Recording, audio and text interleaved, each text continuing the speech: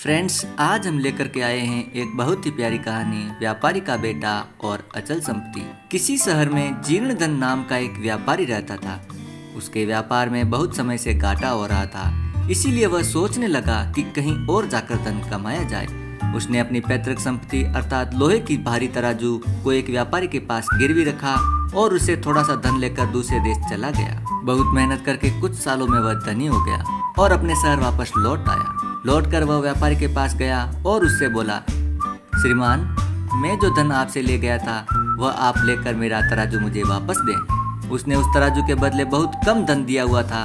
उसने सोचा कि जीर्ण धन अब कभी लौट कर नहीं आएगा और यह तराजू उसका हो जाएगा, इसलिए वह बोला, भाई, तुम्हारे तराजू को तो चूहों ने खा लिया। जीर्ण धन आश्चर्य से बोला, यदि चूहों ने उसे खा लिया है तो इसमें आपका क्या दोष? अच्छा, अब मैं थक गया हूँ, इसलिए नहाने के लिए नदी पर जा रहा हूँ। क्या आप अपने बेटे को मेरे साथ भेज सकते हैं? उसके साथ मेरा समय भी अच्छा कट जाएगा। जीर्ण धन को खुश करने के लिए व्यापारी ने अपने बेटे को उसके साथ भेज दिया। नदी में नहाने के बाद जीर्ण धन ने व्यापारी के बेटे को एक गुफा में छोड़ा।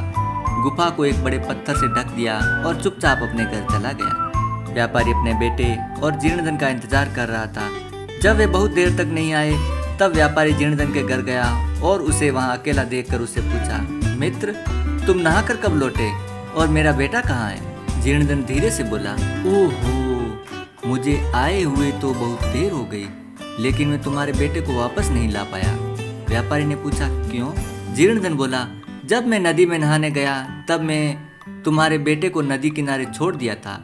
कुछ ही समय बाद एक बाज उड़ता हुआ आया और तुम्हारे बेटे को उठाकर ले गया। व्यापारी बोला, क्यों झूठ बोल रहे हो? क्या बाज एक बच्चे को उठाकर ले जा सकता है? मेरा बेटा मुझे वापस दो, नहीं तो मैं तुम्हें राजा के दरबार में ले जाऊंगा। जीर्णधन बोला, ठीक कह रहे हो मित्र, चलो राजा के दरबार में चलते हैं। मैं भी अपनी बात कह सकूंगा कि जब चूहे लोहे के तराजू को खा सकते हैं, तब एक बाज बच्चे को उठाकर क्यों नहीं ले जा सकता? इस बात को सुनकर व्यापारी भौचक्का होकर जीर्णधन के सामने गिड़गिड़ाता हुआ बोला, मित्र, मुझे माफ कर दो, मैंने तुमसे झूठ बोला। मैं तुम्हें तुम्हारी संपत्ति वापस कर दूंगा, कृपया मेरा बेटा मुझे वापस कर दो। जीर्णधन ने व्यापारी को उसका बेटा वापस दे दिया और व्यापारी ने उसकी सारी संपत्ति लौटा दी।